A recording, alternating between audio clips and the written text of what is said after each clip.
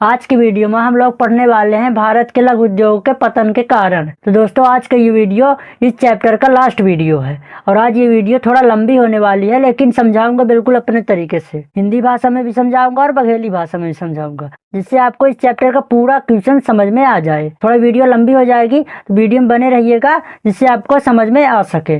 चलिए दोस्तों वीडियो को शुरू करते हैं। जो उद्योग कभी गांव में चलते थे, हाथ के मेहनत से चलते थे, वो उद्योग कहाँ गुम हो गए। चला शुरू करत हई देहाती अंदाज में उदाहरण सहित। भारत प्राचीन काल से ही कला कौशल का देश रहा है। यहाँ के बुनकर, लोहार, कारीगर सब दुनिया भर में फेमस रहे हैं। कभी काका की मलमल साड़ी इतनी महीन होती थी कि कभी एक अंगूठी में पूरी साड़ी घुस जाएगी। और कश्मीर के शाल और लखनऊ की चिकनकारी, दक्षिण भारत के हाथी के दांत की नक्काशी, ये सब रजवाड़ों के दरबार में बिकती थी। अब आता है असली मुद्दा, यानी पहला पॉइंट, लघु उद्योगों के पतन के कारण में पहला पॉइंट, शाही दरबारों का पतन। अब हम इसको किताबी भाषा में पढ़ते हैं, फिर अपनी स्टाइल में समझाएंगे। प्राचीन काल में राजा, नवाब और दरबारी इन कुटीर उद्योगों को खूब बढ़ावा देते थे, लेकिन जैसे ही मुगल साम्राज्य और देसी रजवाड़ों का पतन हुआ, इन कारीगरों की मांग घटी और उद्योग ढलने लगे। भैया पहले राजा महाराजा रहे, वो कहते थे हमारा सिंहासन हाथी के दांत का बनाओ, मेरे लिए बनारसी साड़ी मंगवाओ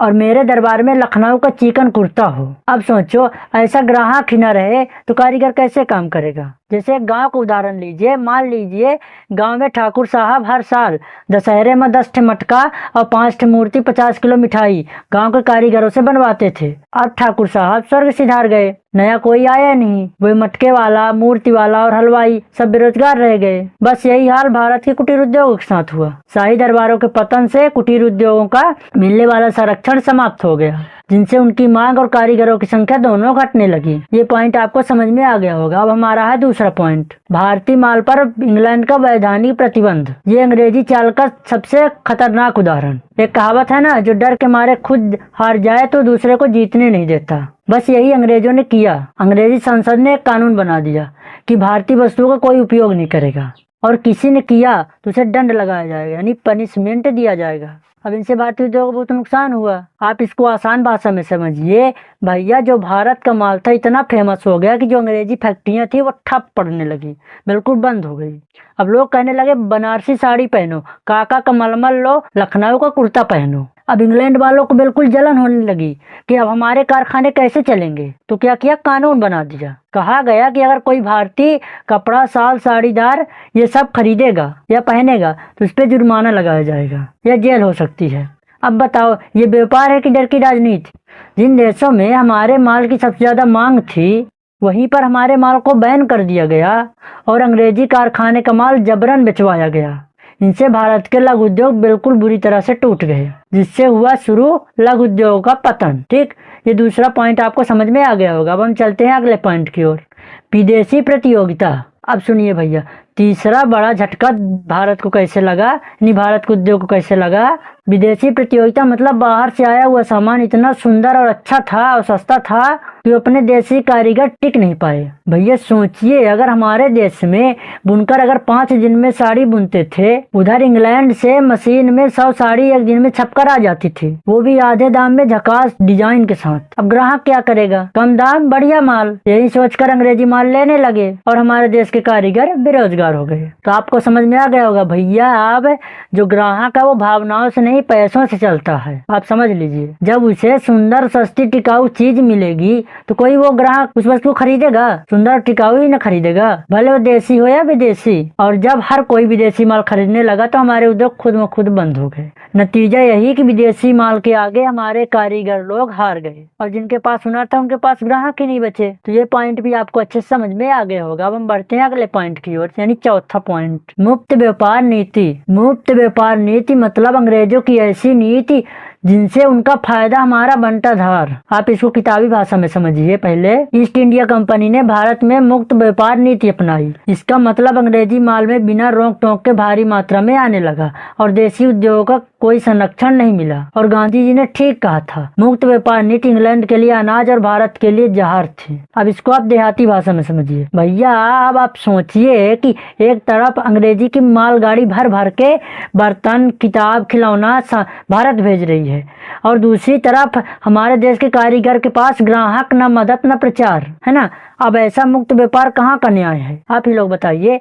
ये ऐसा जो मुक्त व्यापार है वो कहाँ का न्याय है? मुक्त व्यापार का मतलब यह नहीं था कि दोनों देश बराबर हैं, बल्कि भारत को बाजार बना दिया गया और इंग्लैंड को फैक्ट्री। हम सिर्फ खरीदने वाले बन गए और वो बेचने वाले। फर्क कितना है। अब कैसे चले भारत का उद्योग? मुक्त व्यापार नीति के कारण भारतीय कुटीर उद्योग का संरक्षण नहीं मिला और देसी वस्तुएं खुलकर बाजार में छा गईं, जिससे देसी उद्योग का विनाश हो गया। अब हम बढ़ते हैं अगले पॉइंट की ओर, पश्चिमा विदेशी फैशन का प्रभाव। यह कारण बहुत मनोवैज्ञानिक और सांस्कृतिक है। इसका असर बहुत गहरा पड़ा कुटीर उद्योगों पर। भैया सोचिए, अंग्रेजों ने अंग्रेजी स्कूल, अंग्रेजी लाइफ स्टाइल, अंग्रेजी कपड़े हमारे लोगों को पढ़ा दिया, तो धीरे धीरे लोगों को क्या होने लगा, जो देसी चीजें थी वो गंवारू लगने लगा। ये बेकार है, गंवारू है, मतलब गाँव का चीज है, हम नए लाइफ स्टाइल में जिएंगे। वो कहने लगे सूट बूट पहनिए, टाई लगाइए, पैंट शर्ट पहनिए, धोती खादी कपड़ा ये सब पुराने जमाने की चीज है। अगर लड़के को मोबाइल दे दिया जाए तो वो कहेगा कि मैं दादी का कहानी नहीं सुनूंगा, मैं मोबाइल में रील सरकाऊंगा। तो सोचिए दादी की अहमियत क्या रह जाएगी। जब फैशन बदल गया तो कारीगर की चीजें बनाई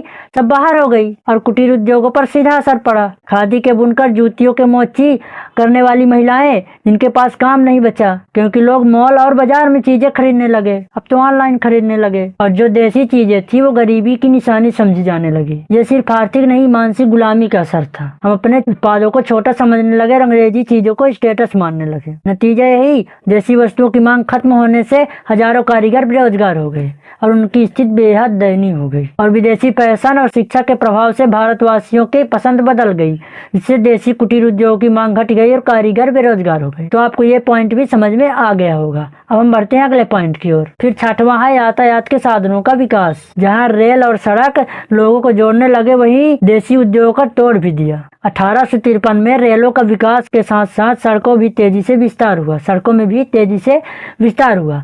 नतीजा यह हुआ कि इंग्लैंड का माल भारत के आंतरिक हिस्सों तक पहुंचने लगा और छोटे छोटे कुटीर उद्योग गांव और कस्बों में चल रहे थे, उनकी दशा खराब हो गई। पहले क्या था कि अंग्रेजी माल सिर्फ बड़े शहरों में बिकता था, लेकिन जब रेल और सड़क ट्रक आ गए तो माल गांव गांव, टोला टोला, मेले में पहुंचने लगा। तो ग्राहक बोले अरे ये बढ़िया चीज है और शहर वाली है ना, अब गांव में भी मिल रही है तो दे दो। और जो गांव के कारीगर थे उनका धंधा बंद। गांव में जो चलने वाले कढ़ाई, बुनाई, चर्म कार्य और लकड़ी के शिल्प, मिट्टी के बर्तन जैसे धंधे अब वो बाजार में आई चीजों से हार गए। रेल और सड़क ने सामान ही नहीं लाया, बल्कि उन्होंने देसी कारीगरों से उनका ग्राहक ही छीन लिया। यानी रेल और सड़कों के विकास के कारण इंग्लैंड का माल भारत के दूसरे इलाकों तक पहुंच गया, जिनसे स्थानीय कुटीर उद्योगों की मांग घट गई और वे समाप्त होने लगे। अब अगला पॉइंट है भारतीय उत्पादों का नियंत्रण। कला और कारीगरी का गला घोटने वाला कानून। ईस्ट इंडिया कंपनी ने भारतीय कारीगरों को कड़ा नियंत्रण शुरू किया।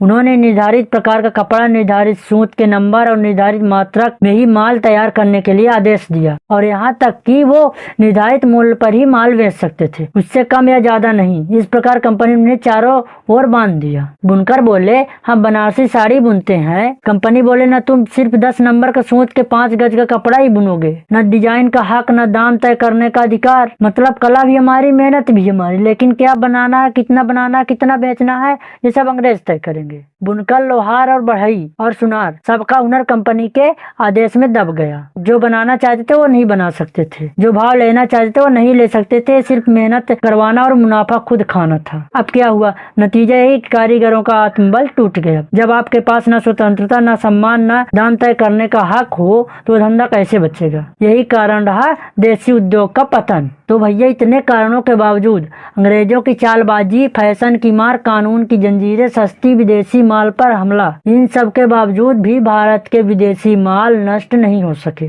जैसे नहीं कोई पीपल का पुराना पेड़ होता है, उसको चाहे कितना भी काट दो, उखाड़ दो, जला दो, फिर वो कहीं न कहीं से फूट आता है, वैसे हुआ कुटीर उद्योग के साथ। आज भी भारत के हर प्रदेश, हर गांव में कोई न कोई कारीगर, कोई न कोई बुनकर, कोई न कोई मिट्टी का बर्तन बनाने वाला कहीं अपना काम कर रहा है। यही लघु उद्योग आज देश में कुल औद्योगिक उत्पादन का 40% हिस्सा दे रहे हैं। तो भैया, चाहे अंग्रेज आए, चाहे फैशन बदला, भारत की कला, कारीगरी और आत्मनिर्भरता कभी नहीं मरी। अगर हम vocal for local, make in India को अपनाएं तो ये उद्योग फिर भारत में अपना सिर उठाकर खड़े हो सकते हैं, क्योंकि भारत की मिट्टी में हुनर पैदा होता है और भारत की कारीगरी कभी हार नहीं मानता। तो दोस्तों, अगर मेरी ये वीडियो अच्छी लगी हो तो अपने दोस्तों में शेयर करें, जिससे उनको भी ये चैप्टर अच्छे से समझ में आ जाए। दोस्तों, अब अगला चैप्टर अगली वीडियो में। Thanks watching for my video.